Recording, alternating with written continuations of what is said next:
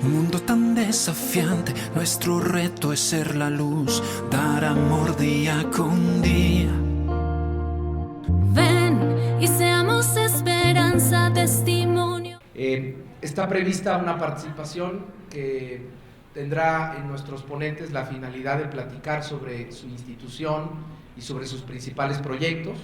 Posteriormente, las instituciones que también aquí están participando y representadas con nosotros, la idea es que puedan platicarnos cómo podríamos sumarnos todos en conjunto a favor de proyectos e iniciativas que puedan potenciar, proteger, reconocer y apoyar a la familia.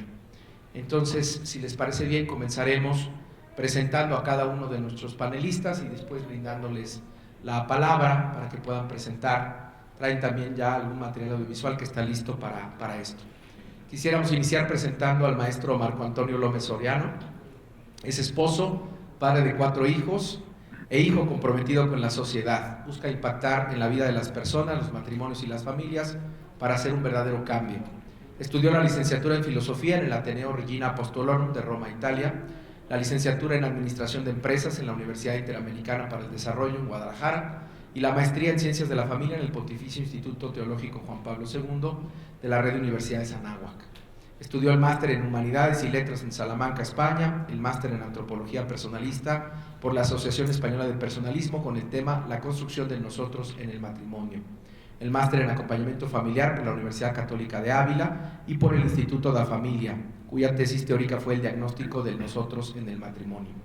Está en proceso de certificarse en coaching de vida desde el modelo de coaching dialógico por la Universidad Francisco de Vitoria en España y la certificación de terapia de pareja del método Gottman por el Gottman Institute. Actualmente estudia el doctorado en psicología y el máster en pensamiento de Carol Wojtyła.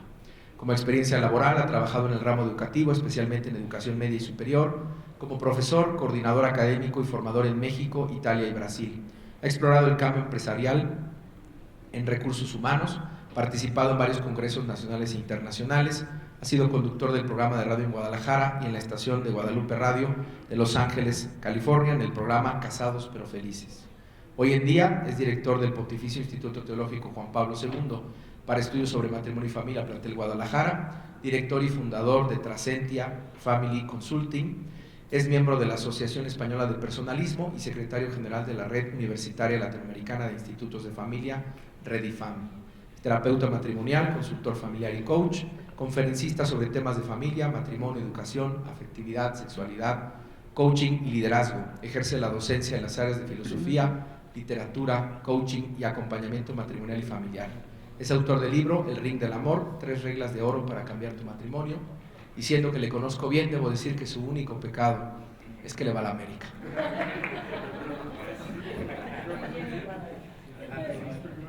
Muchas gracias, Héctor, y también a todos los que están participando. Tengo el honor de presentar la red de institutos universitarios de familia de Latinoamérica, del cual por aquí veo que participan algunos, como en AUPAE por el CEFAS, y también está CEFABIOS, que por aquí no lo veo, y también la Universidad Panamericana, el Instituto de Familia de Guadalajara, con Susana Rojas, que no pudo venir el día de hoy. Presentar como el esfuerzo que se ha hecho respecto a temas de familia de una manera muy concreta, práctica, y que vamos, digamos que la intención o la finalidad de Redifam es hacer un esfuerzo entre universidades de investigación dedicados a promover estudios serios sobre matrimonio y familia. Entonces, un poco explicando cuál es el origen. Por aquí está el padre Guillermo, que fue uno de los fundadores de la red de Redifam, que se juntó con un grupo de personas que dirigían institutos de familia y cuya intención era precisamente crear una red de Latinoamérica en el que trabajáramos de manera conjunta, no separada, hacer esfuerzos y ir haciendo este tema de investigación. Esto parece importante porque luego la investigación se segmenta y toda investigación requiere recursos, pero a veces como que se da, sobre todo en universidades católicas, como un tipo competencia, y estas competencias en el fondo terminan siendo fragmentaciones que luego, al hacer fuerza ante la sociedad, independientemente del país que sea, se pierde, ¿no?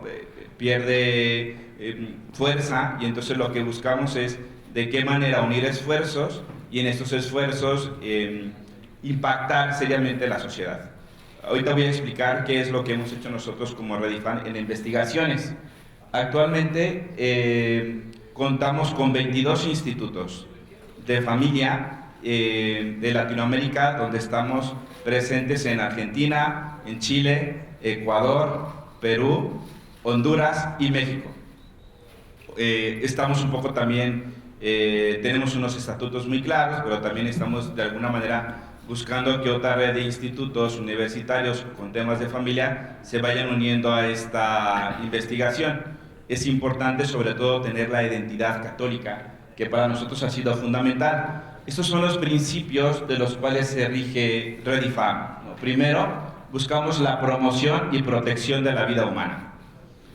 Esto ha sido importante porque si pensamos, por ejemplo, en Argentina, que es un país que constantemente nos podemos poner como referencia respecto a la vida, ellos han creado también políticas y otras alternativas sociales para todo ese tema de la defensa de la vida, que puede enriquecer en otros lugares lo que se hace.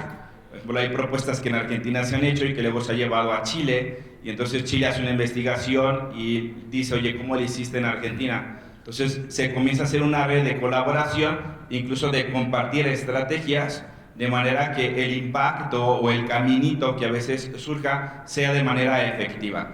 Por ejemplo, en Argentina el esfuerzo que han hecho se saca de lo que ha funcionado y lo que no ha funcionado, entonces se comparte en Chile o en Perú o en Ecuador, y esta estrategia ayuda para saber hacer los caminos correctos y poderlos eficientar. La otra es promover la familia como comunidad íntima de vida y amor.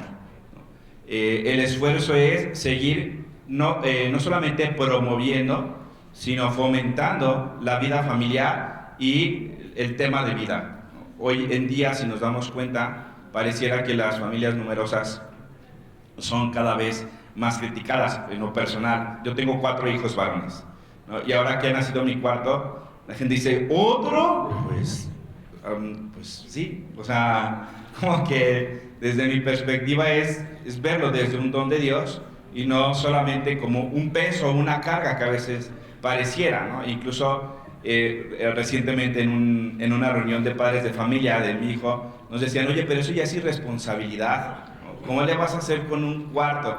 Oye, ¿y te vas a operar? Pues no no voy a operar, ¿no? Y a mi esposa le decía, oye, ¿no te da miedo? Y dice, no me da miedo, tener un hijo no es por qué tener miedo.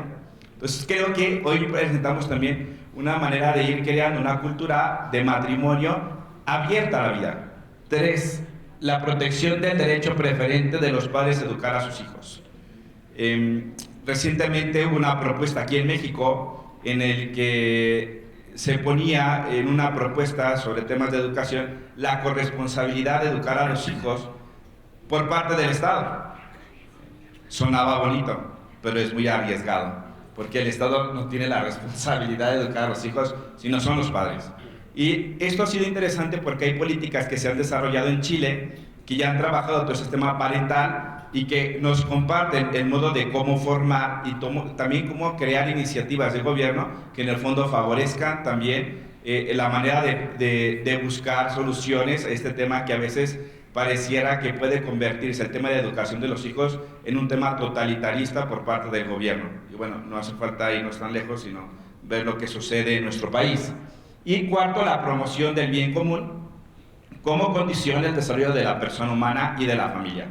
Esto también un poco frente a las posturas ideologizantes que en el fondo a veces se crean políticas hacia las minorías, en cierto sentido, sobre aquellos que han sido descartados, les dan más fuerza que a la mayoría, o en fin, una opción de política en el que se cree que lo que diga la mayoría está bien y se pierde todo este concepto de bien común. Los fines que van muy relacionados con los principios de Redifan, realmente no me lo voy a saltar, y lo que hemos buscado como red entre todos es ir creando una comunicación concreta.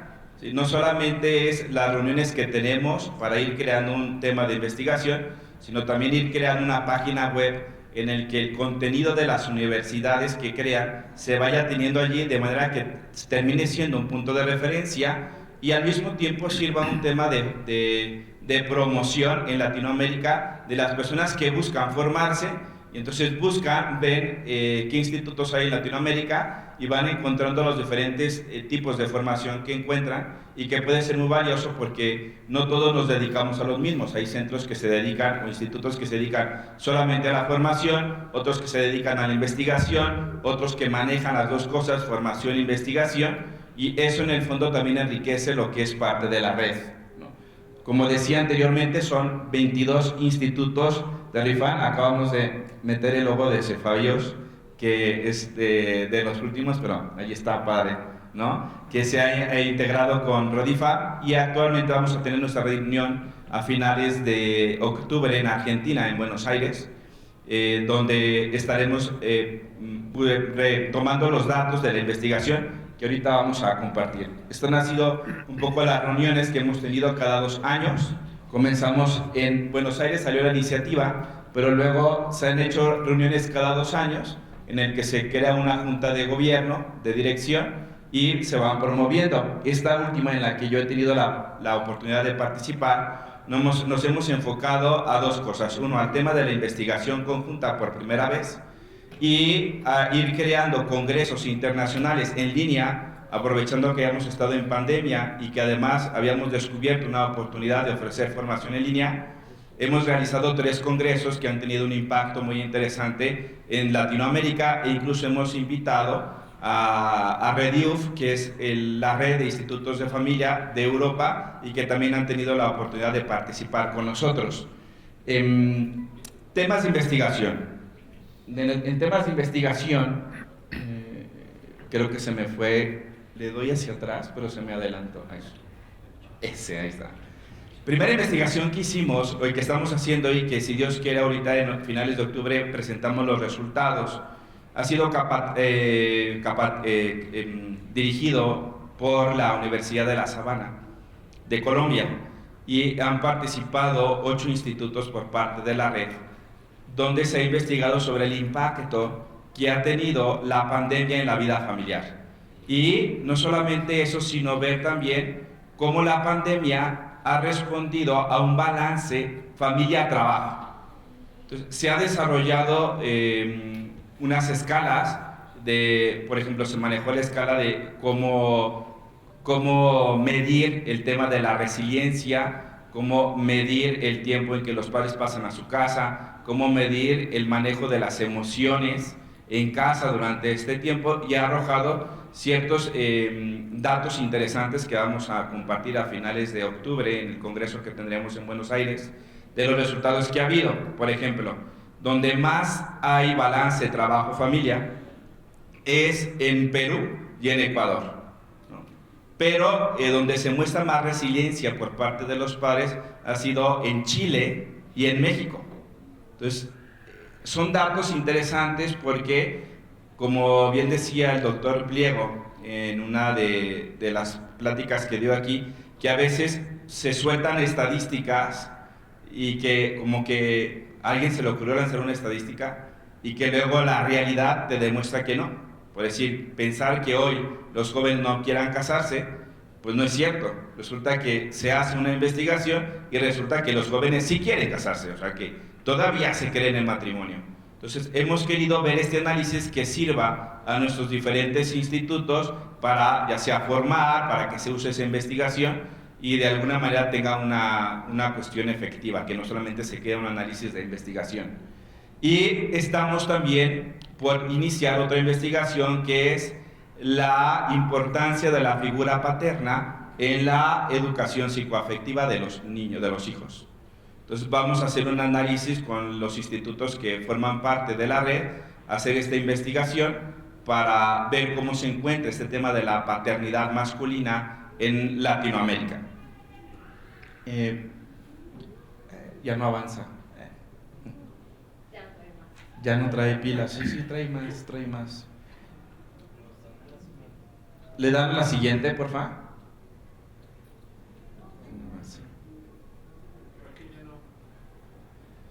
Bueno, Otros datos interesantes que vale la pena compartir además de esta investigación son los congresos que hemos hecho ya unidos como red, en el que lo que buscamos crear también como institutos de familia de Latinoamérica es enriquecernos también con el equipo docente.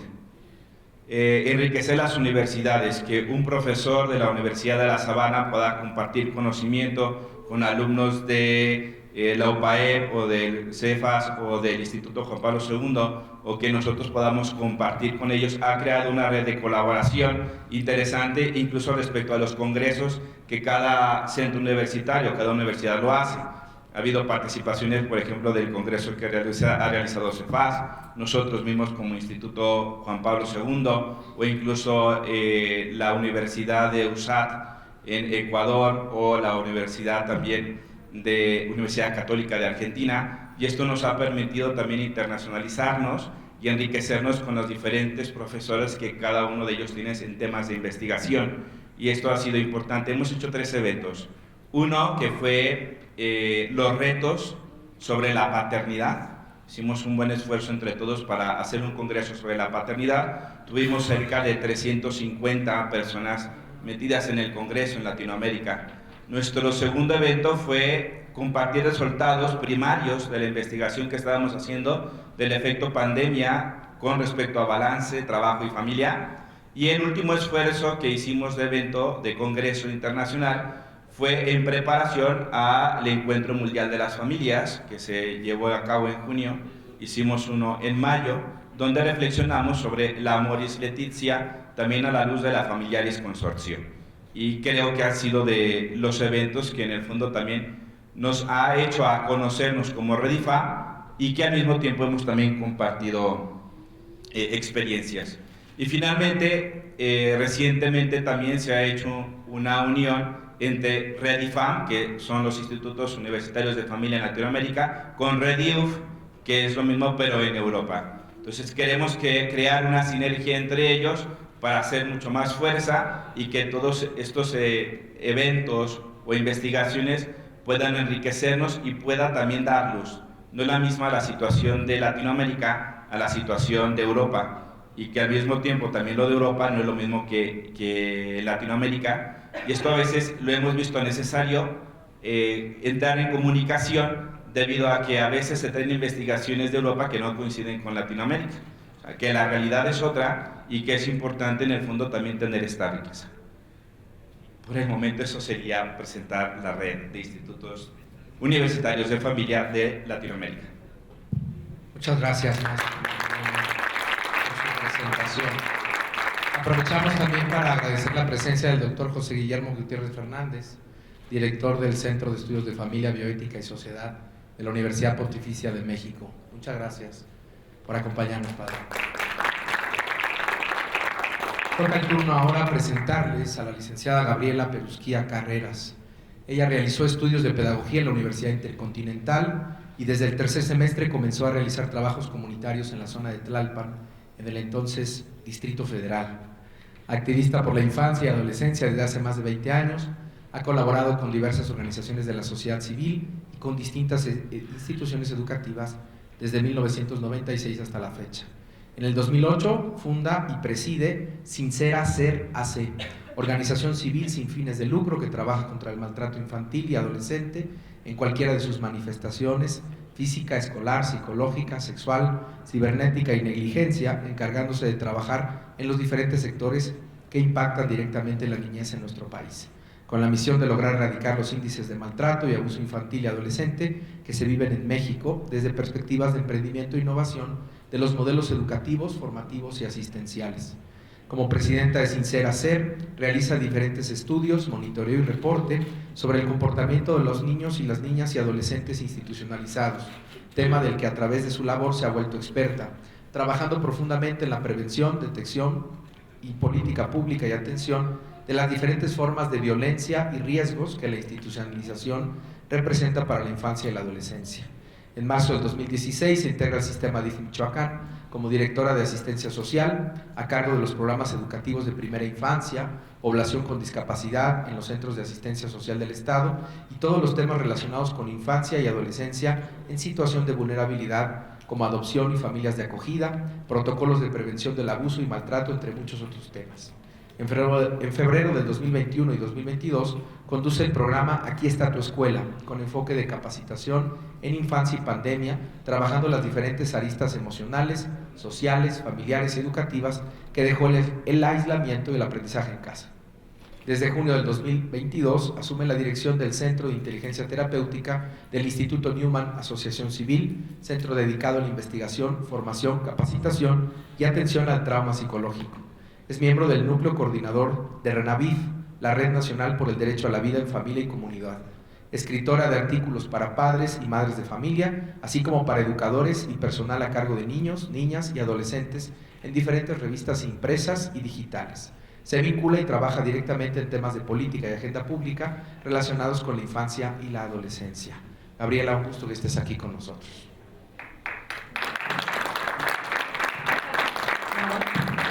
Muchas gracias. Gracias por la presentación, gracias a los colegas que estamos en el panel y gracias a todos ustedes que vienen a compartir y a aprender todos de todos. Como bien decía Héctor, el Instituto Newman es un instituto especializado en la formación, en la investigación, atención y tratamiento del trauma. Nosotros en el instituto trabajamos a través de 3 grandes áreas. Una, el instituto propiamente, que está enfocado en la formación de especialistas en la salud mental en el trauma y todo el tema de investigación del mismo en el desarrollo del ser humano. El Centro de Inteligencia Terapéutica, que es nuestra clínica de atención directa a la población. Nuestros psicotraumatólogos y psiquiatras atienden directamente a la población, desde niños, niñas, adolescentes, adultos mayores. Y también atendemos a grupos de apoyo de adolescentes y jóvenes con cáncer, así como a los padres de familia con hijos con cáncer. Y la parte empresarial. Trabajamos con las empresas en todo el acompañamiento y capacitación para la aplicación de la norma 035 en las áreas de prevención de riesgos y el tema tan importante que ayer tocamos varias veces en el foro, que es el equilibrio entre el trabajo y la familia.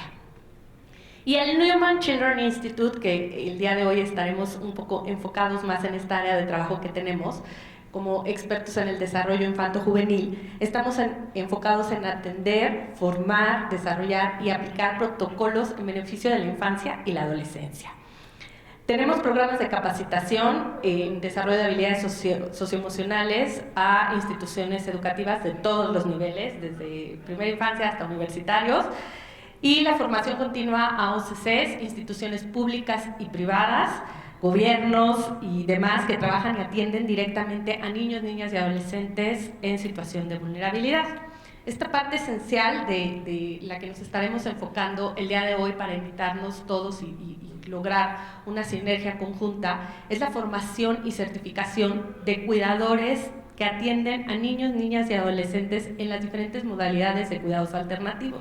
Ahora les voy a explicar un poquito más a qué nos referimos con cuidados alternativos, que va desde los cuidadores primarios en la institucionalización, las familias de origen, que son las familias en las que se desprenden los niños en situación de vulnerabilidad, la familia de acogimiento y la familia por adopción. Estas son las modalidades alternativas de cuidado. La misión del Newman Children Institute es muy clara: garantizar que a través de nuestros programas cada niño, niña y adolescente en situación de vulnerabilidad pueda acceder a su derecho a la vida en familia, en una familia segura.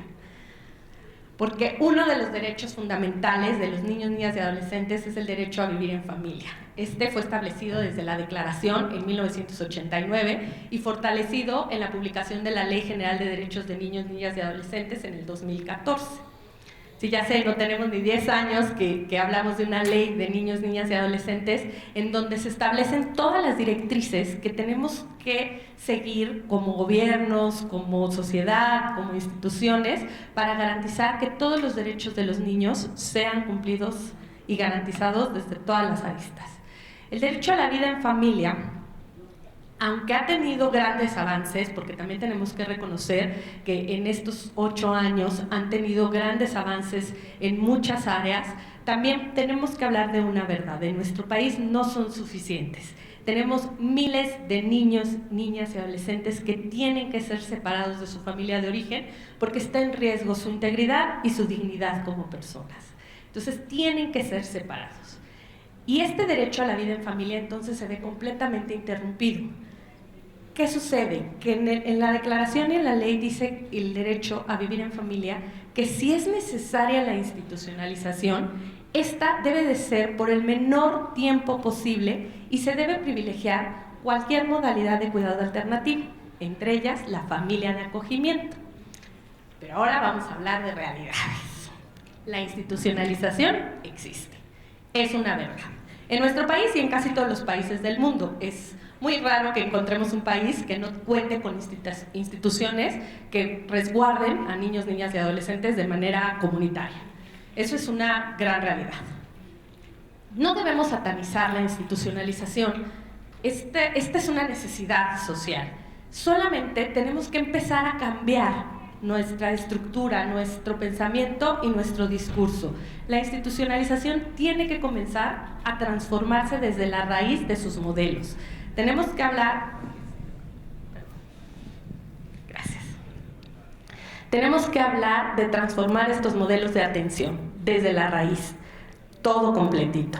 Empezar a invertir en ellas, empezar a trabajar en la profesionalización de las personas que trabajan por y para ella. Entonces no debemos satanizarla porque existe y es una necesidad. A corto y mediano plazo es muy difícil que dejemos de hablar que los países podrían eliminar el modelo de institucionalización como una forma de cuidado de niños, niñas y adolescentes. Esto no significa que sea el lugar ideal ni idóneo en el que crezca y se desarrolle un niño. No, simplemente estamos hablando de realidades. La institucionalización dice el derecho que debe ser por el menor tiempo posible. Está un poco alto. Eso, hablando de realidades, tampoco se ajusta. En promedio, un niño que entra en la institucionalización pasa por lo menos 1 año en ella. Eso si bien le va, si es un proceso pequeño, pero pueden pasar hasta 10 o más años dentro de la institucionalización. Por ende, ya no se cumple el derecho a vivir en familia. Y el 90% de los niños, niñas y adolescentes que son institucionalizados y que a lo mejor en este proceso de 1 año, 2, 3 o 10, se reintegran a su familia de origen, el 90% de ellos no han trabajado estrategias de fortalecimiento familiar ni de sanación de las heridas y el trauma que los llevó a la institucionalización y que provocó la institucionalización propiamente. Esto provoca una repetición de patrones impresionante y la desestructura social y el rompimiento de familias, que es algo que todos los aquí reunidos no queremos ni buscamos. Entonces, ¿por qué? ¿Por qué pasa esto? ¿No? Y lo más importante, lo que nos reúne, ¿qué hacemos y cómo lo hacemos? ¿Cómo solucionamos esta realidad y esta verdad para llevarnos a restituir el derecho a la vida en familia de los niños, niñas y adolescentes?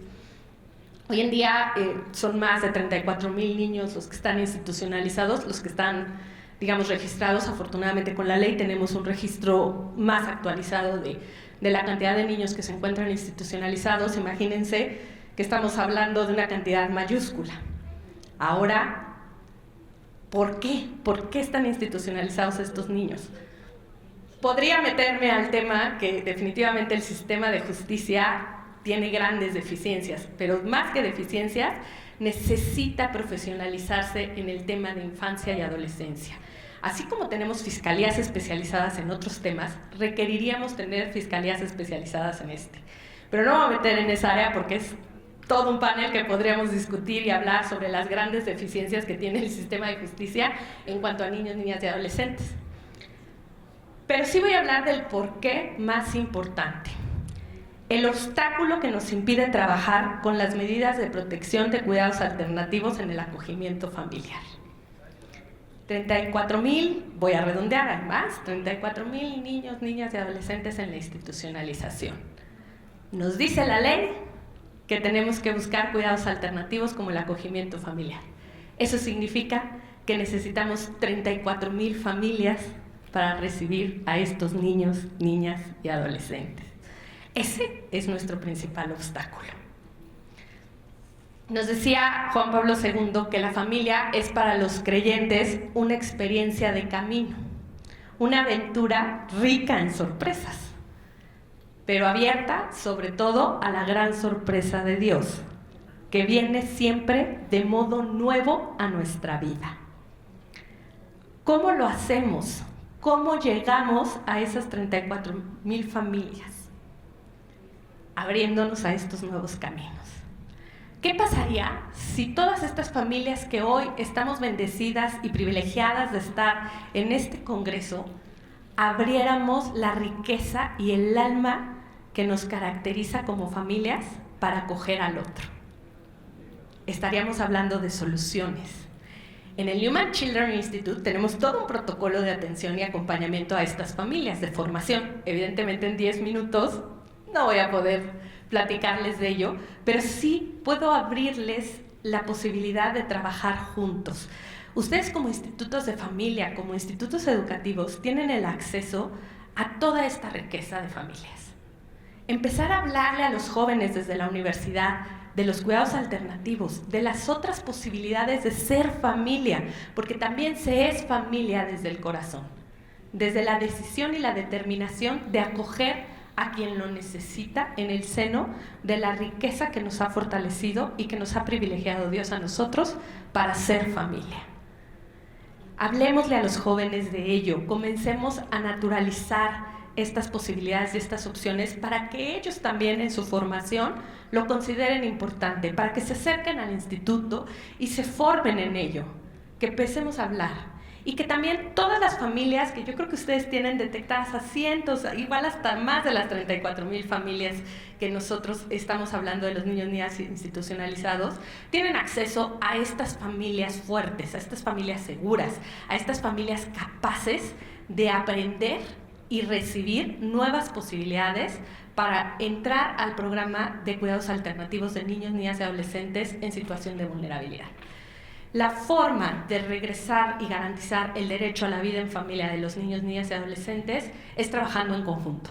Es comenzando a hablar, abramos el tema, abramos la conversación, hablemos de familias desde otra perspectiva.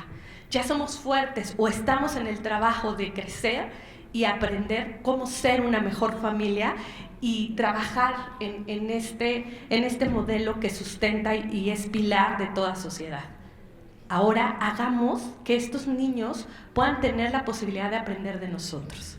Imagínense que una familia de acogimiento recibe a un adolescente o a un chico entrando en la adolescencia, entre los 12 y los 13 años, en este momento de vida en el que ya tuvo que ser separado de su familia de origen, sin entender ni comprender, porque aunque haya sido un ambiente muy violento, para él esa familia era la suya. Y era donde él sabía que había un espacio para él. Desde ese punto ya es un trauma esa separación. Lo separa porque su dignidad y su integridad corren riesgo, es necesario. Imagínense la diferencia de entrar de eso a una institución en donde tiene que convivir con más de 50, 60, 80 niños y donde esa necesidad de aclarar lo que ocurrió simplemente se difumina ante la necesidad de la atención primaria de los demás elementos que necesitan. ¿A qué puede entrar una familia? Una familia formada, conformada, fuerte, segura, equilibrada, que lo reciba y que le explique su proceso. Y que además esa familia esté dispuesta a entregar lo mejor de sí misma, lo que los ha hecho grandes y lo que los ha enriquecido a la familia de origen de ese niño, para asegurarse que vamos a regresar a la sociedad una familia fuerte, una familia que cambió y se transformó por el trabajo que nosotros realizamos en el acogimiento familiar. Todo esto suena muy bonito, no es tan sencillo, pero en el Instituto Newman, en el Newman Children's Institute, nos encargamos de verdad de prepararlos y de acompañarlos y de trabajar todo este protocolo para garantizar que como familias sean capaces de llevar a buen puerto el acogimiento familiar. Mi tiempo ya se acaba, pero los invito de verdad a que abramos esta conversación con los jóvenes en las universidades y con las familias con las que ustedes están cerca, para que trabajemos todos juntos en restituir el derecho a la vida en familia de todos estos niños, niñas y adolescentes. La familia es el pilar de la sociedad y nosotros hacemos familia. Muchísimas gracias y pues aquí estamos. Muchas gracias, licenciada Gabriela, por su participación.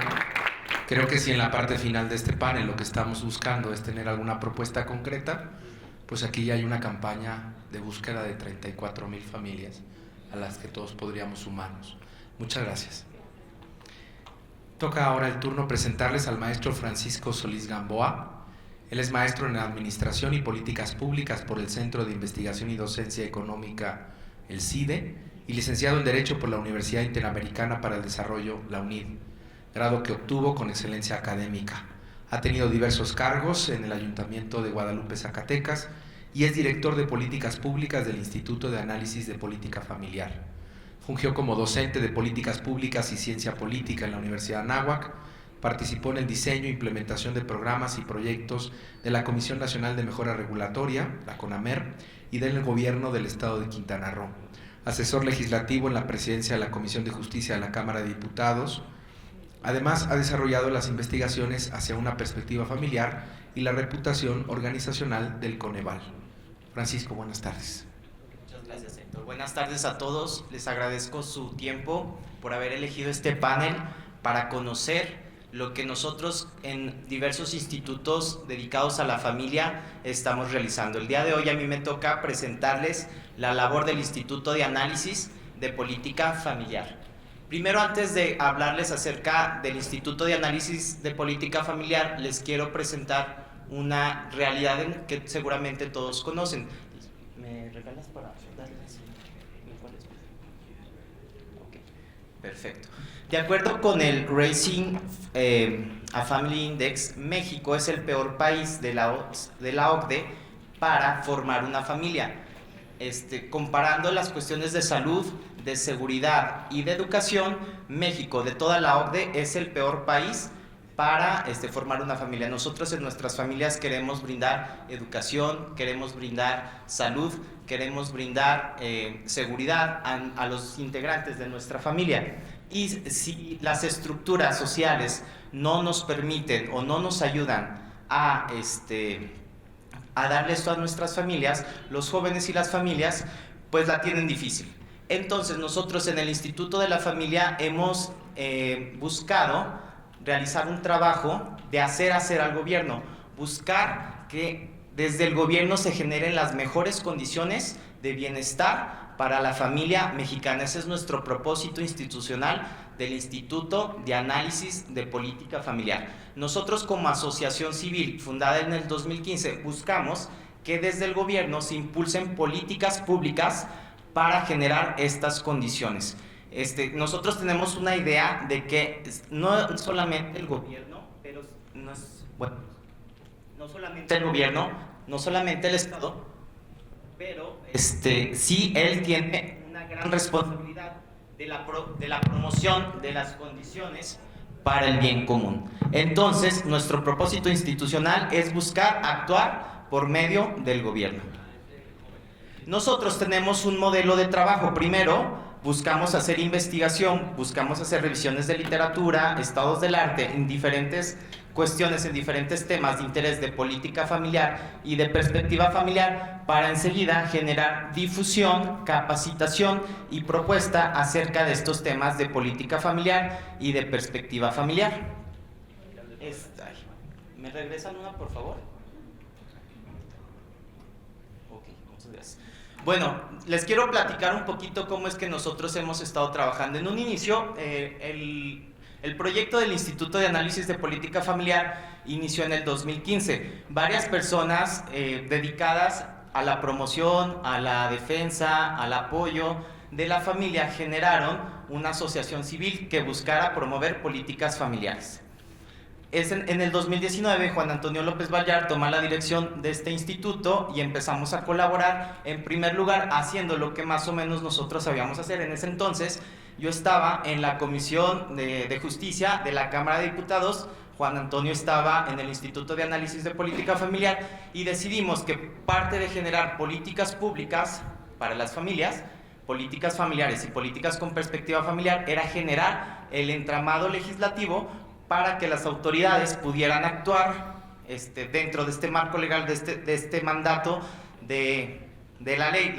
La sociedad civil puede hacer todo lo que la ley no le prohíba, el gobierno solamente puede hacer aquello que la ley expresamente le faculta y le mandata. Entonces, nuestra primera estrategia para generar mejores condiciones para la familia mexicana fue generar propuestas y contenido legislativo. Generamos una iniciativa de perspectiva familiar, una iniciativa de crianza positiva, a la par de una iniciativa que se buscaba aprobar en el Congreso de la Unión y que de hecho se aprobó para prohibir el castigo corporal y humillante. Nosotros desde lo local empezamos a buscar que sí, las legislaturas locales armonizaran en sus leyes de los derechos de niñas, niños y adolescentes la prohibición del castigo corporal y el castigo humillante, pero además incluir el mandato de generar políticas públicas para promover capacidades dentro o con los padres de familia para la crianza positiva. Y otra de las leyes que nosotros impulsamos,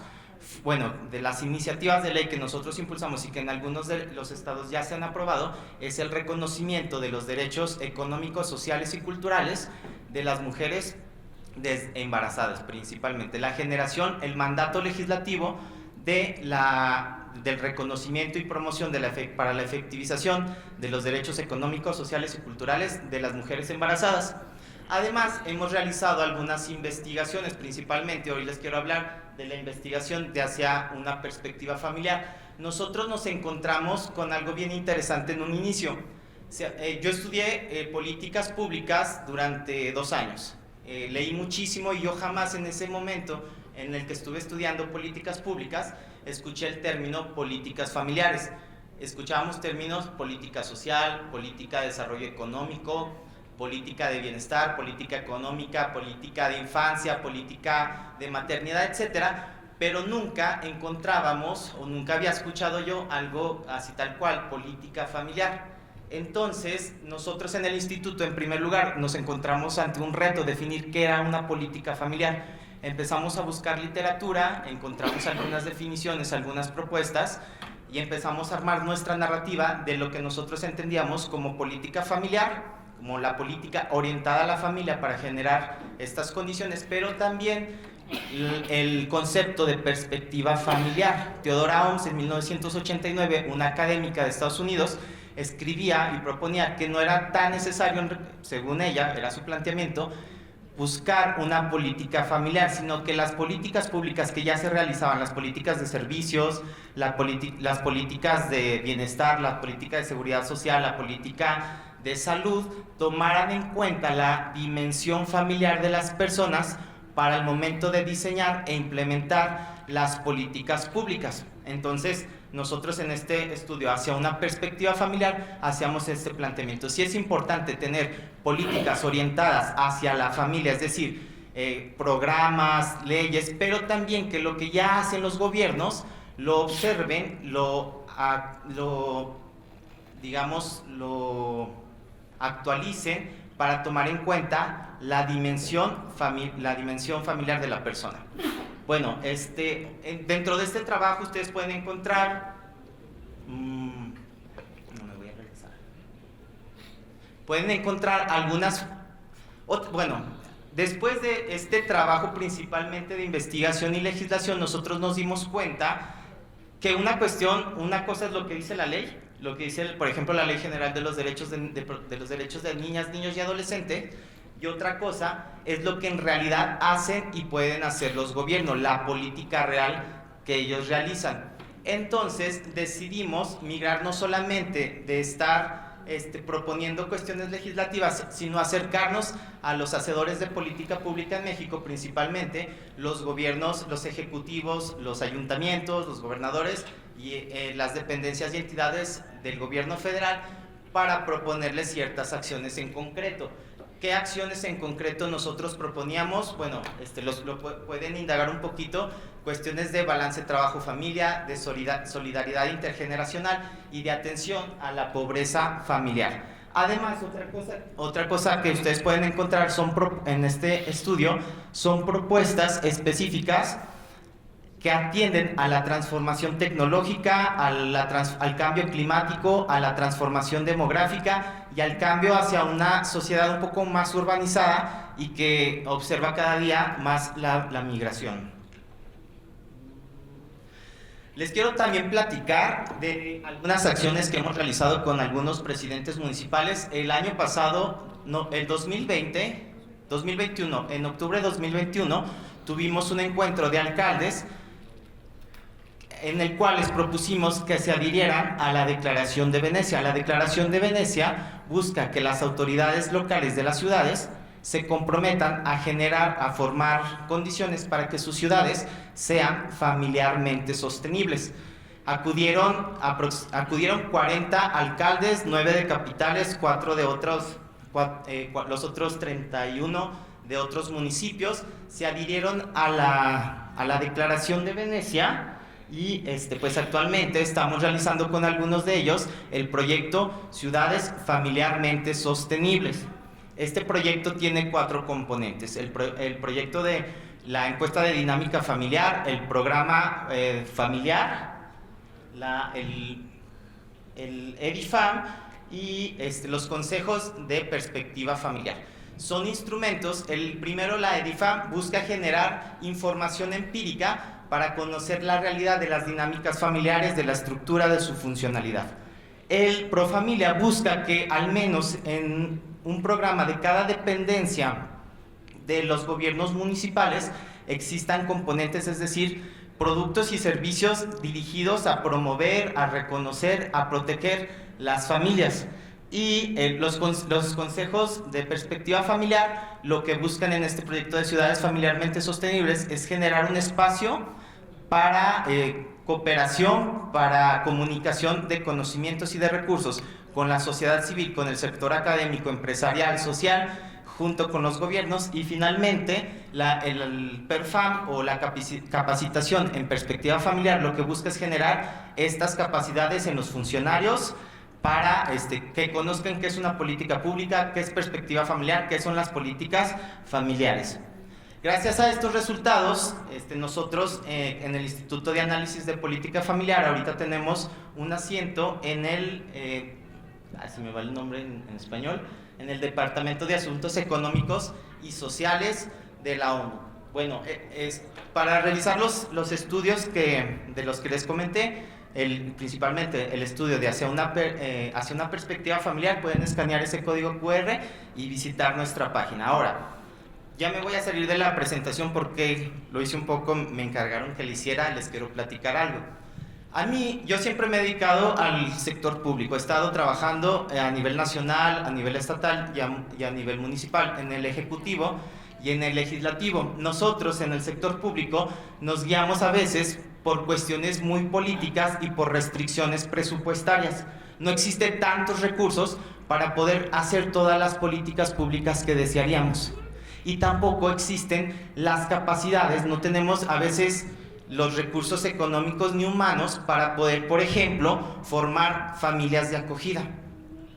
Si nosotros consideramos que las asociaciones civiles son limitadas, pues también esta realidad ocurre en el gobierno. Y además de esta limitación tanto presupuestal y de capacidades económicas y humanas, nos encontramos con otra lógica dentro del gobierno. Los gobiernos, los políticos, están encabezados por políticos que muchas veces están pensando, o casi siempre, el primer año buscamos hacer algo. El segundo año, la lógica es una lógica muy electoral y muy política. Entonces, ante esto, nosotros en el Instituto de Análisis de Política Familiar buscamos generar una propuesta para los políticos, que son quienes al final del día toman buena parte de las decisiones, para que vieran el impulso de las políticas familiares y de las políticas con perspectiva familiar como una opción de rentabilidad social y de rentabilidad política. apostar por la familia permite generar mejores condiciones sociales. ¿Por qué? La familia es una productora de capital social, de capital comunitario. Gracias, en la familia se brindan cuidados, se brindan apoyo económico, se brinda educación, que eso permite tener un crecimiento económico, académico, tecnológico a la sociedad. Pero si la sociedad no le retribuye a la familia, se está gastando, digámoslo de esta manera, ese capital que la familia tiene. Por eso es bien importante comunicarle a los políticos que ellos le deben apostar a la familia, porque el día que ellos sean una ciudad familiarmente sostenible, es decir, así como cuando hablamos de sostenibilidad desde el punto de vista ecológico, que buscamos sí utilizar los recursos para satisfacer las necesidades del día de hoy, también tenemos que reconocer que la familia está aportando recursos para el crecimiento de la sociedad, pero nosotros tenemos que retribuirle a esa familia para que pueda seguir produciendo esos recursos. Este discurso a nosotros en el Instituto de Análisis de Política Familiar nos ha permitido acercarnos a ciertos políticos, que ellos se convenzan de esta narrativa, de la importancia de ellos de apostar por la familia. Actualmente estamos trabajando con los ayuntamientos de Chihuahua, de San Nicolás de los Garza en Nuevo León, de Guadalupe, Zacatecas, de Irapuato y de Allende, de Valle de Santiago. Estamos trabajando con ellos generando principalmente capacidades en los funcionarios públicos y acompañándoles al momento de diseñar programas para que tengan estos componentes de perspectiva familiar. Nosotros también tenemos que entender que es bien difícil generar un nuevo programa. Tenemos que a veces tener una lógica incrementalista, es decir, añadir un elemento a los programas que ya tienen para que tengan esta perspectiva familiar. Ahora, otra cosa que nosotros en el instituto nos encontramos y que creo que es importante comentarles a ustedes, nosotros al final del día lo que nos tratamos de hacer o lo que buscamos hacer es generar una especie de transferencia de conocimientos hacia el gobierno.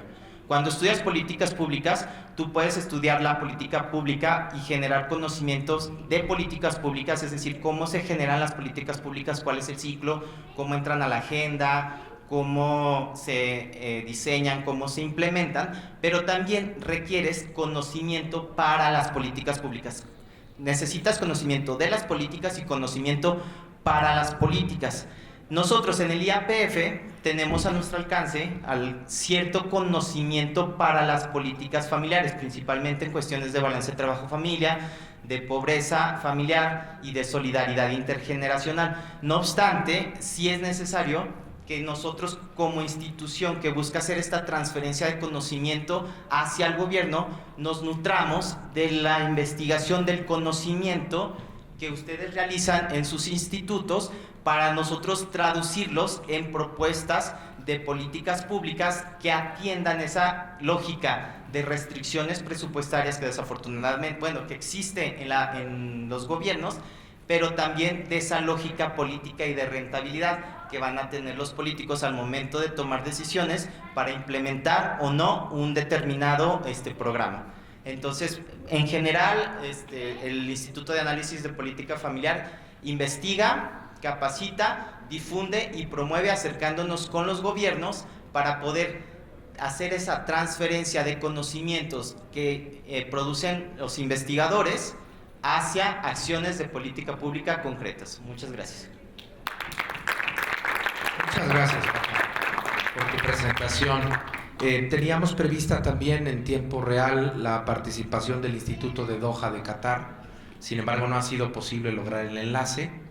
No se ha obtenido el enlace, con lo cual lamentamos mucho la inasistencia de ellos para poder compartir con ustedes también una visión internacional de un instituto de familia, no solamente a nivel Latinoamérica, que ya es un elemento importante, sino también a un nivel internacional en una dimensión diferente. Quisiéramos ahora, con las personas que generosamente nos han compartido su tiempo en este foro, poder abrir una pregunta detonadora. ¿Qué podemos hacer juntos a favor de la familia, los institutos que estamos aquí representados y los institutos que tenemos, pues como se ha dicho a lo largo del Congreso, pues un deseo de acompañar a las familias en momentos de dificultad y de un mundo desafiante. Entonces quisiéramos destinar unos minutos ahora para que con libertad quienes están participando en este foro puedan compartirnos sus impresiones y sumarse a responder esta pregunta. Él sabe qué puede hacer por la familia, ha levantado la mano. Entonces sería para nosotros muy bueno si nuestras compañeras voluntarias nos ayudan a tener cerca el micrófono de aquellas personas que generosamente quieran compartirnos sus impresiones para poder ir cerrando con esa última parte de nuestra actividad y nuestro foro. Muchas gracias. Entonces el micrófono está abierto para que de manera personal, quienes así lo consideren, puedan compartirnos algunas ideas que yo estaré relatando posteriormente a este evento para que queden consensadas en el Congreso como propuestas muy concretas. Ya hay una que Gaby has puesto, ¿no? Y que no se nos olvida, pero que además de eso, algunas otras ideas. Entonces, adelante, el foro es de ustedes. Adelante.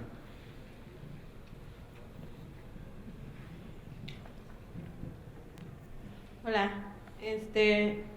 yo soy activista pro vida y quiero saber si han impulsado o les han hecho ver a los gobernantes lo que está pasando, que es una crisis mundial, que es el invierno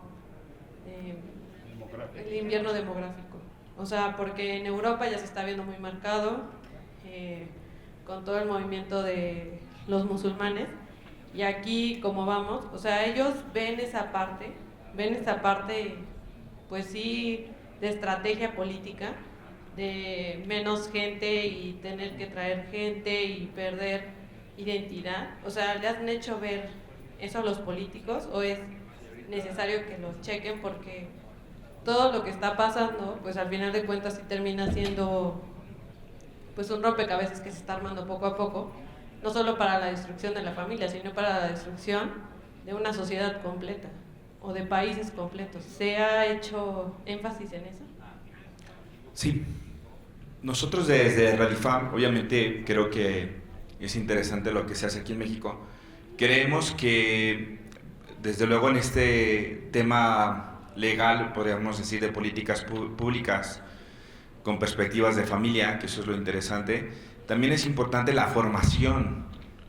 La raíz de esto, desde nuestra perspectiva universitaria, es que antes que ir a un tema legal, no es que sea menos importante, pero ahorita es un tema legal, hay que ir a la transformación desde la cultura.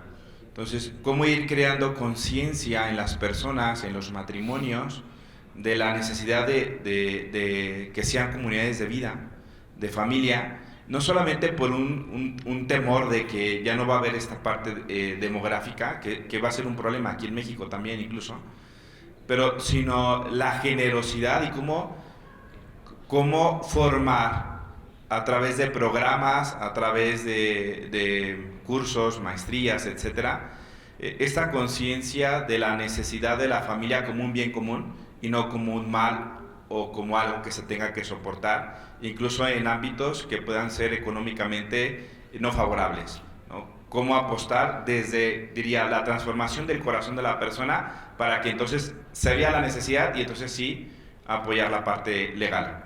Es lo que responderíamos desde acá. Yo sí quiero comentar algo. Bueno, específicamente de la cuestión del invierno demográfico, algo que ocurre, dos países referentes en política familiar son Hungría y Singapur. Hungría y Singapur comparten una situación demográfica muy similar. Hay algo que se llama tasa global de fecundidad, que es el número de hijos que se espera que una mujer tenga a lo largo de su vida.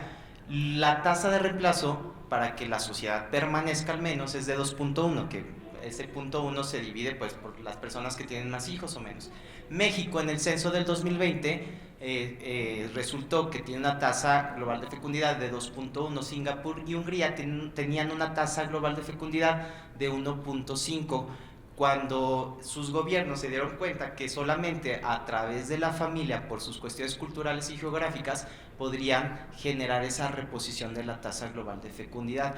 Hungría y Singapur generaron institutos de familia que principalmente buscaban generar capacidades familiares. ¿Por qué? Porque culturalmente ya no se tenía esta visión y esta capacidad de generar familia, además de otros incentivos fiscales y crediticios para el matrimonio, para las personas que tuvieran más hijos.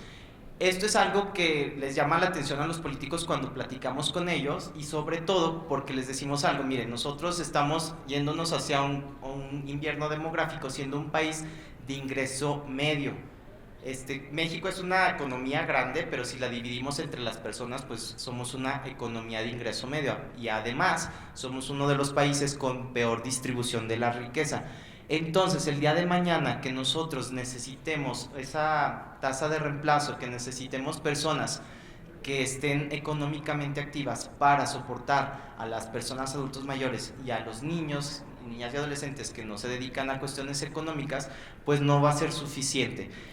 Esto es algo que sí en nuestra experiencia, cuando tú se los comentas como una necesidad de promover familia para mantener la población, sí les llama la atención. Muchas veces no desde un discurso pro vida, que muchos de ellos no lo comparten desafortunadamente, otros de ellos sí lo comparten, pero ya al decirles, ¿sabes qué? Mira, tu sociedad para permanecer necesita vida, y la vida requiere familia. Genérale condiciones para formar familia a las personas, porque si no, pues se nos vienen los problemas. Eso es lo que nosotros hemos más o menos realizado. La verdad sí está un poquito difícil realizar esas políticas que hacen, por ejemplo, Hungría o Singapur, para promover la familia desde un punto de vista local, desde un ámbito local, que es desde donde nosotros trabajamos, pero sí creo que es importante darnos cuenta y comunicar constantemente lo que tú nos dices: necesitamos promover familia para que haya vida y para que haya sociedad.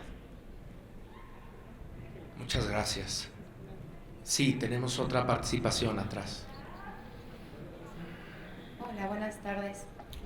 Mi nombre es Lucía Hernández Pinto. Ahorita tengo la dicha de poder estar dirigiendo un instituto municipal de la familia. El de Querétaro, habemos 3 en el país. Existe en Durango, en San Pedro Garza García y en Querétaro. Y somos unos institutos pocamente vistos, ¿no? Hay pocos esfuerzos. A mí me pasa, ¿no? Por ejemplo, digo como, ¿dónde trabajas? Y yo muy feliz, ¿no? Como en el Instituto Municipal de la Familia. ¡Ay, qué padre! ¿Trabajas en el Instituto de la Mujer? No, de la familia, ¿no? O sea, pero incluso la gente que creemos en la familia no estamos volteando a ver a la familia y a estos institutos. Finalmente es un esfuerzo que están haciendo los gobiernos, ¿no? Finalmente 3 municipios de tantos que hay en el país le apostaron a esto, pero no tenemos el presupuesto suficiente. No tenemos el presupuesto suficiente, pero porque también la sociedad, siento que no estamos trabajando en conjunto. Hay muchos institutos externos. Cambio el...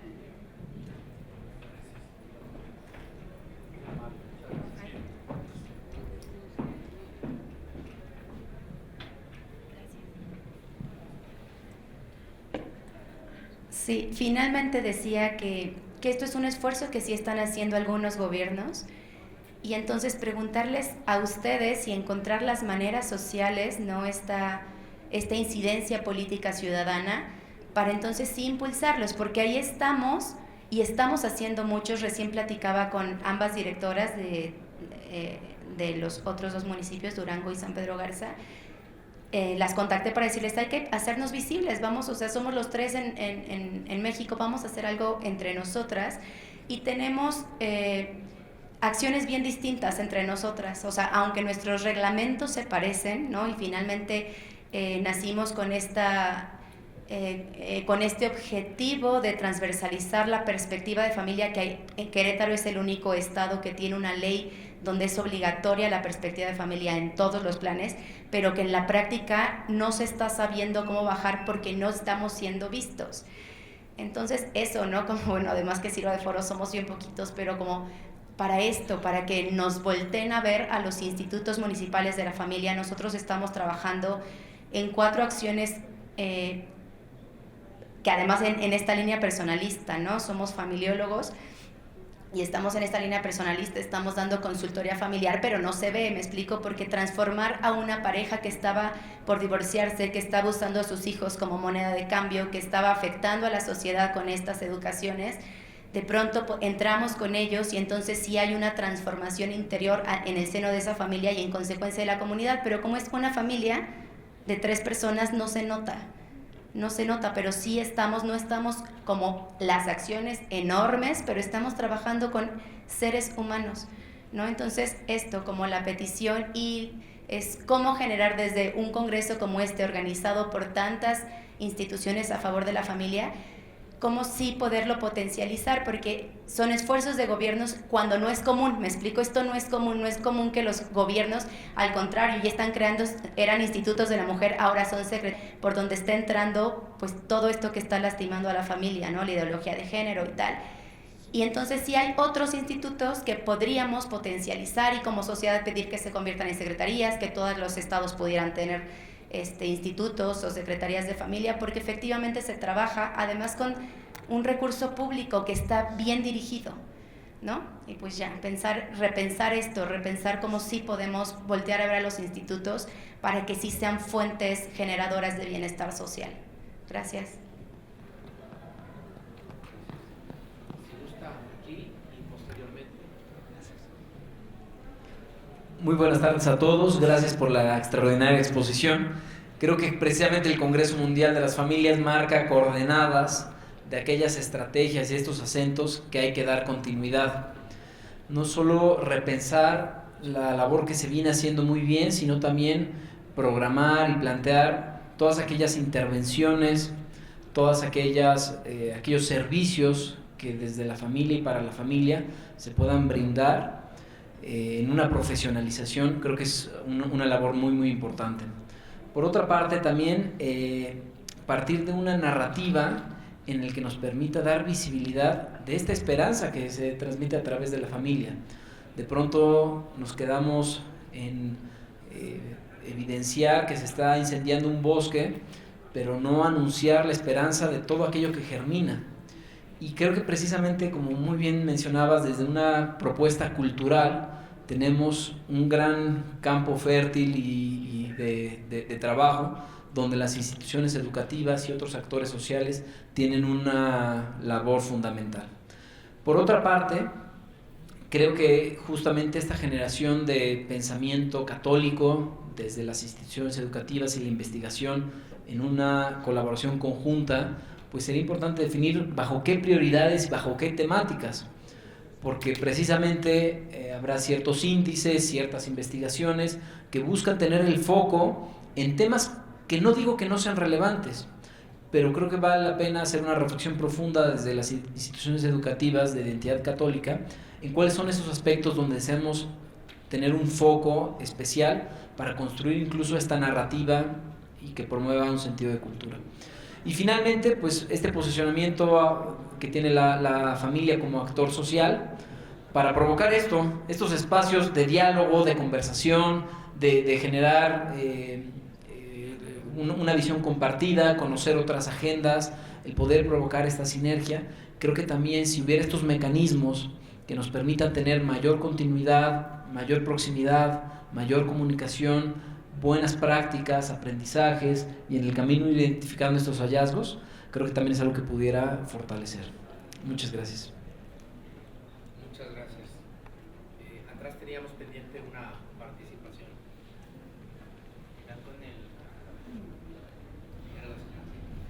Buenas tardes. Yo soy médico, soy madre y parto desde aquí para compartirles la experiencia de una comunidad que creamos, médicos de mi generación en la escuela en la que yo estudié. Esto sucedió a raíz de la pandemia. Los médicos se empezaron a deprimir mucho, particularmente las mujeres. Entonces nosotros como mujeres nos empezamos a reunir con el propósito de ayudar a otras compañeras médicos que estaban pasando por esta situación. Lo que nos hizo darnos cuenta de la necesidad de agruparnos fue la pérdida de una compañera que se suicidó. Esta compañera se suicida porque era madre soltera. En el momento en el que la pandemia surgió, pues no sabíamos cómo tratar COVID. Y además pensábamos que al que le daba COVID y era hospitalizado, moría. Entonces, al ser madre soltera y estar sola y decirle que tenían que internarla, decide suicidarse. Y entonces fue muy triste para nosotros en una generación de 850 médicos, hombres y mujeres, que ella no se acercara a ningún médico a pedir ayuda, a ninguna compañera mujer, a ningún compañero que trabajaba en la misma institución. Y la pregunta fue, ¿por qué no nos acercamos a pedir ayuda? Y entonces el tema está en la credibilidad, ¿no? O sea, podemos tener toda la preparación, pero si no es creíble lo que nosotros tratamos de transmitir, pues ni siquiera nosotros lo creemos, ni como mujeres, en nuestro caso, ni como médicos. Entonces nos reunimos y nuestra idea era, nos vamos a reunir pues 12 mujeres, que somos las que platicamos, nos acercamos, y dijimos, bueno, pues la que se quiera acercar, qué buena onda, y la que no, pues no. Y resultó que actualmente somos un grupo de 375 médicos de la misma generación, de la misma facultad y todos médicos. ¿Qué nos unió? El empezar a promover el respeto y el ayudarnos. ¿Por qué se los comento? A veces estamos pensando mucho en qué necesitamos para ayudar, cómo se lo comunicamos, cómo lo decimos, pero no nos centramos en quién recibe esta información, ¿no? O sea, que realmente la reciba. En esta comunidad nosotros formamos otros grupos aledaños en los que promovemos el ejercicio, la ecología, la religión y el tener actividades que nos ayuden a esparcirnos más allá de nuestro trabajo, que es muy estresante, ¿no? ¿Por qué les comento todo esto ahora? Es porque al surgir estos grupos, esto creció todavía más porque la información que nosotros distribuíamos en estos pequeños grupos se empezó a permear a nuestras familias. Y entonces nuestros hijos y nuestros esposos se empezaron a interesar en lo que nosotros estábamos haciendo. Y entonces aprovechamos y empezamos a hacer conferencias todos los viernes sobre temas médicos que pudieran ayudarnos en la familia, ¿no? Y entonces nos decían nuestros compañeros, oye, da miedo venir con ustedes a las conferencias porque pues ahora en mi casa ya amaneció un frutero lleno de fruta porque ustedes le dijeron a mi esposa que teníamos que comer más natural y hacer ejercicio, y pues ahora me levanto a las 6 de la mañana, tengo que ir a correr, tengo que comer frutas y además las tengo que escuchar a ustedes, ¿no? Pero está bien, nos decían, qué bueno que hicieron esto, porque entonces ya nos estamos dando cuenta que no son un grupo de mujeres chismosas que se juntaron a hablar de la amiga que se suicidó, sino que se están haciendo cosas que ahora están sirviendo para nuestros hijos. Yo vengo ahorita de una conferencia que estaban dando aquí abajo y alguien comentaba que es muy placentero cuando tú crees que algo no va a funcionar y de repente te das cuenta que sí funcionó, ¿no? Nosotros éramos 12 médicos, somos ahora más, y sigue creciendo, ¿no? Entonces, como médicos nosotros creemos en la prevención más que en la curación. Yo creo que antes de trabajar con las familias que ya están formadas, los esposos, los hijos, los que tienen problemas, ¿por qué no empezamos a trabajar con las familias que no se han formado? Las que van a formarse y que realmente son a las que les estamos apostando, ¿no? Porque estamos hablando de que la familia se está perdiendo, pero familias se siguen formando. Entonces, ¿cómo hacemos para que esas pocas familias que se sigan formando se formen con tal fuerza y creencia en lo que se está haciendo que sean creíbles? De tal manera que el producto de esas familias que se están formando crean también en la familia. ¿Por qué actualmente no creamos en la familia? Porque en algún punto la institución de la familia empezó a perder credibilidad. Se empezó a perder el amor, el cariño, el afecto, todo lo que nosotros tratamos de transmitirles a nuestros hijos, ¿no?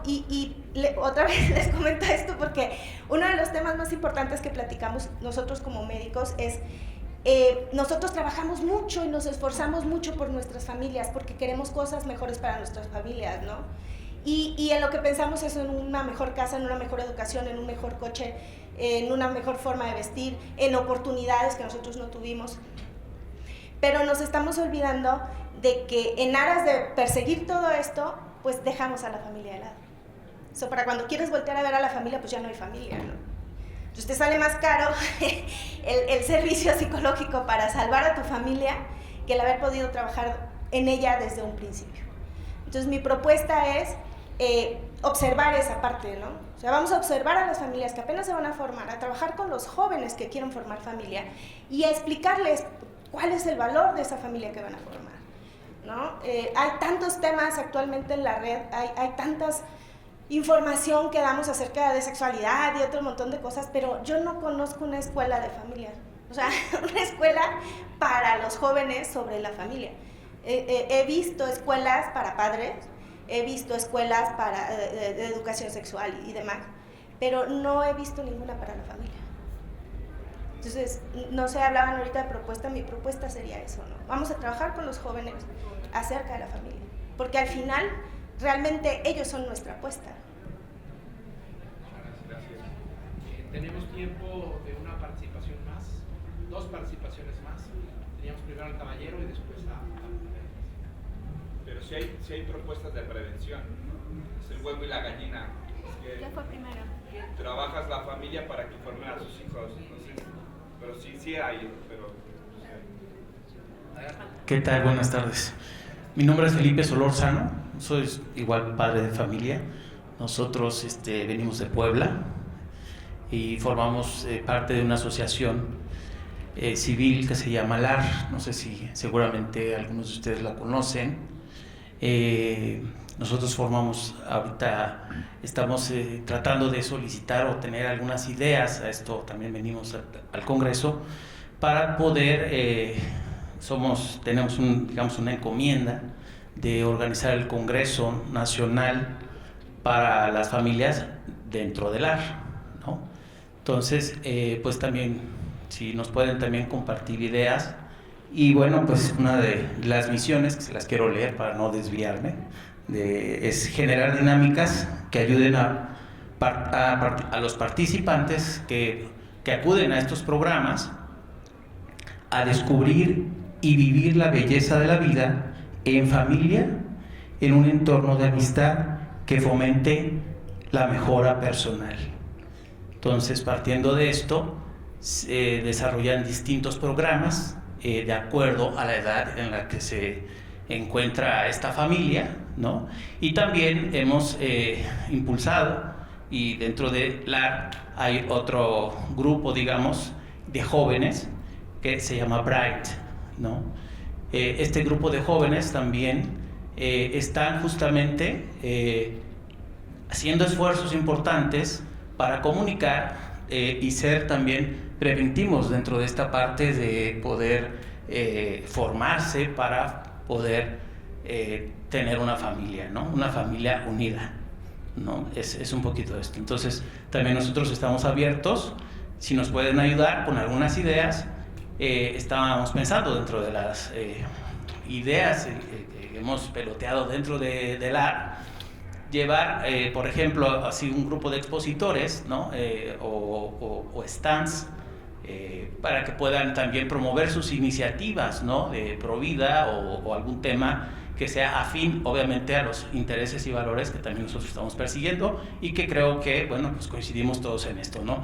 Algo también que me parece muy importante es la comunicación, ¿no? O sea, si se generar algún foro o alguna herramienta que donde estemos informados de lo que está pasando en todos los diferentes foros, que tenemos estas inquietudes y estas preocupaciones, ¿no? O sea, a mí me parece que yo creo que el mismo Congreso puede, a lo mejor dentro de lo que para pelotear y rápido pasar la pelota, ¿cómo podemos, dentro de los que estamos ya aquí, pues poder ver las agendas, o sea, dar el seguimiento a estas agendas y a estas inquietudes muy auténticas, como la que decía, por ejemplo, la señorita, ¿no? Del programa de familias municipal, no tampoco sabía, pero bueno, invitada también a participar en el Congreso que también nosotros estamos formando, ¿no? Entonces, pues bueno, pues creo que alternativas y soluciones o esperanza o luces, pues las hay, ¿no? Yo creo que también es importante que las difundamos, ¿no? Muchas gracias.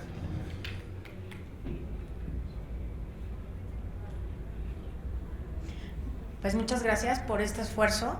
Verdaderamente es titánico reunirnos en un pedacito en este nicho.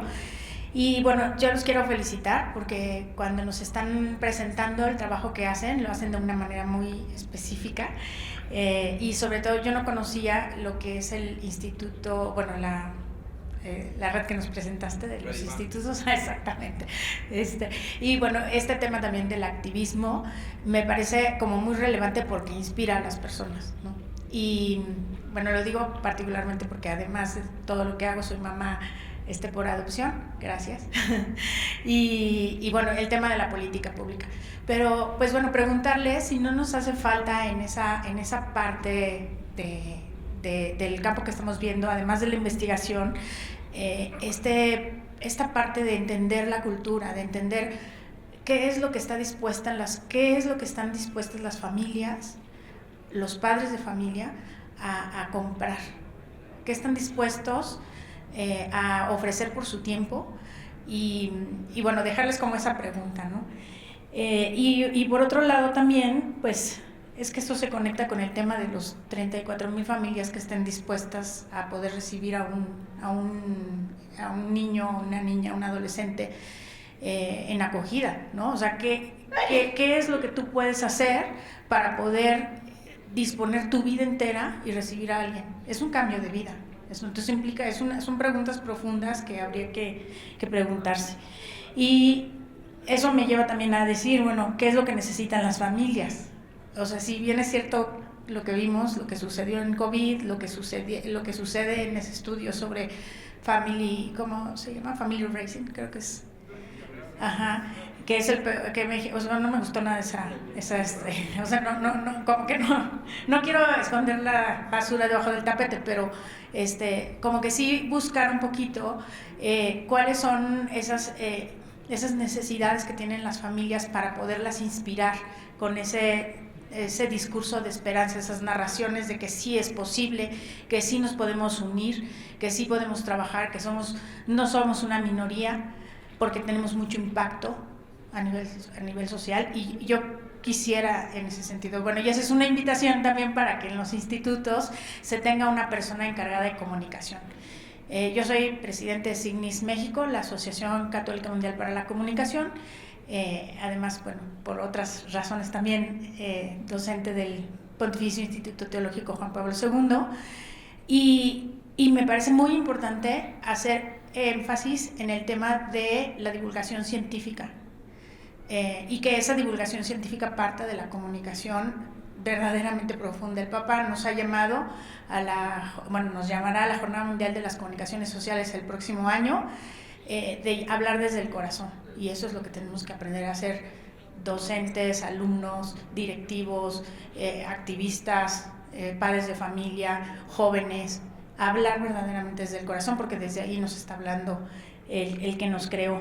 Entonces, invitarles a eso y también pues disponer a los institutos que cuentan con nosotros, con Signis. Aquí está conmigo Rogelio Vega, él es vicepresidente de esta asociación, mismo Héctor es miembro, y hay varios que están aquí que son miembros de Signis, somos comunicadores y necesitamos conocer más a fondo también lo que es la célula primigenia de la sociedad y comprender cómo ayudamos a comunicar en dar cuenta de nuestra esperanza con la sociedad.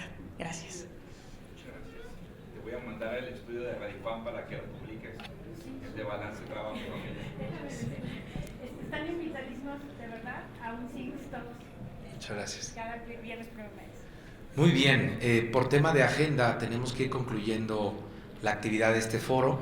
Yo quisiera simplemente rescatar algunas de las impresiones que amablemente nos han compartido. Como hay cosas muy concretas y hay cosas que debemos emprender como un camino en conjunto, ¿no? Lógicamente, el tema de conciencia sobre la vida y el invierno demográfico, que como país nos reclama una respuesta. La difusión de los institutos municipales de familia, nos parece que también esa es una acción posible que todas las instituciones que tenemos presencia el día de hoy podemos hacer, dar a conocer que en lo local, que es donde muchas veces la política pública se puede volver más efectiva, tiene presencia de institutos municipales de familia. Y que sería bueno que cada uno de nosotros llegara con nuestros propios alcaldes y le dijéramos: alcalde, ¿cuándo vamos a tener aquí en este municipio un instituto municipal de la familia, ¿no? No es que no sabía que existe, pues hable con Durango, hable con Querétaro y hable con San Pedro, ¿no? Y para que ahí podamos tener una acción muy concreta. De igual forma, lo que habíamos mencionado ya desde la participación de Gaby, de la difusión, de la búsqueda constante de familias de acogida y todo lo que esto implica, la participación de Luis por parte de la Universidad Autónoma Popular de Puebla, que nos llama a esta reflexión sobre el bosque que se quema y que debe germinar, y que deberíamos también trabajar en una narrativa conjunta, con un foco especializado y muy claro, proyectos interesantes que podríamos referir como ante una necesidad y una vulnerabilidad, cómo las personas que quieren hacer algo se pueden organizar, ¿no? En esta reflexión de los médicos que se han apoyado a través de la pandemia, y que una de las ideas principales es cómo generamos todos los que estamos aquí credibilidad en el proyecto de familia, ¿no? Desde una perspectiva de trabajar con matrimonios jóvenes, desde una perspectiva también de responder a los desafíos que tienen en cada una de las edades quienes participan en la familia. Hemos hablado también de la importancia de tener no solamente una agenda común los institutos que trabajamos de familia, sino una mejor difusión de lo que hacemos, que creo que ese es un reto siempre presente. En ese sentido, lo que nos compartía Beatriz también al final, de que cada instituto de familia tenga en cuenta la parte de comunicación y sepa comunicar bien cómo lo está haciendo y cómo lo está trabajando. De alguna manera con estos trabajaremos un pequeño reporte que esperamos pueda salir a medios en breve con estas ideas, y quisiéramos agradecer muchísimo la participación de todos ustedes. Tenemos un pequeño reconocimiento para nuestros panelistas, a quien les vuelvo a pedir si son tan amables de brindarles un fuerte aplauso para entregárselos. Muchas gracias. Muchas gracias, Marco. Muchas gracias por su participación. El Congreso sigue, tenemos la recta final del día de hoy, el día de mañana. Me han pedido que les recuerde que muchas instituciones, algunas de las que estamos aquí, están amablemente ofreciendo su tiempo en temas de consultoría y acompañamiento familiar en la mecánica que se conoce como las salas de escucha, tanto la UPAEP, como Sengelistli, como el propio Juan Pablo II, como Familia Unida, como Loma, Intercat, otras instituciones han dispuesto un equipo de consultores, y la idea sería que pudiéramos aprovechar estos espacios para quien lo requiera, agradecerles mucho su participación y encomendarnos a que todos estos trabajos de familia tengan un sentido profundo. Muchísimas gracias y muy buenas tardes a todos. En un mundo tan desafiante, nuestro reto es ser la luz, dar amor día con día. Ven y seamos esperanza, testimonio